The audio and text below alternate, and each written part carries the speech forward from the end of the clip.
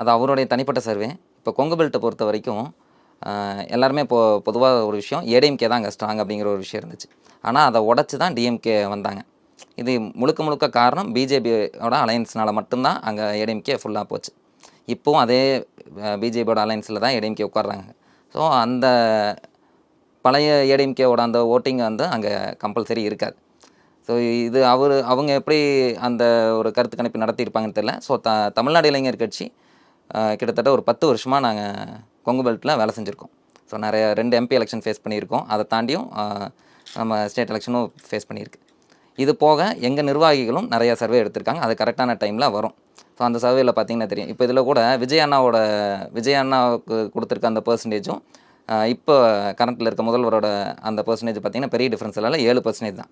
அந்த 7% இன்னும் கிட்டத்தட்ட நமக்கு 1 ஆண்டு காலம் இருக்குது. ஒன்றா விஜய் அண்ணா நடைப்பயணம் ஸ்டார்ட் பண்ணல.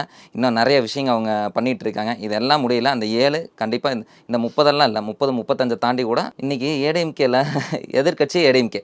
ஸோ அந்த எதிர்க்கட்சி எங்கே இருக்குதுன்னு யாருக்கும் தெரியல.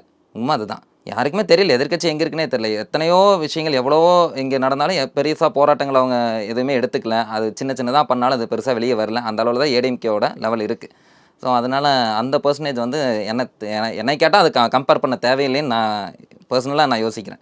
ஏன்னா எங்களுக்கு தெரியும் மற்ற மாவட்டங்களை கம்பேர் பண்ணையில் திருப்பூர், ஈரோடு, கோயம்புத்தூர் இந்த பக்கம் ஏடிஎம்கே எவ்வளோ ஸ்ட்ராங்காக இருந்தது, இன்றைக்கி எந்த லெவலில் இருக்காங்கங்கிறதும் நல்லாவே எனக்கு தெரியும். ஸோ அதனால் அவங்களோட கம்பேரிசன் தேவையில்லாதது ஒன்றா தான் நான் பார்க்குறேன்.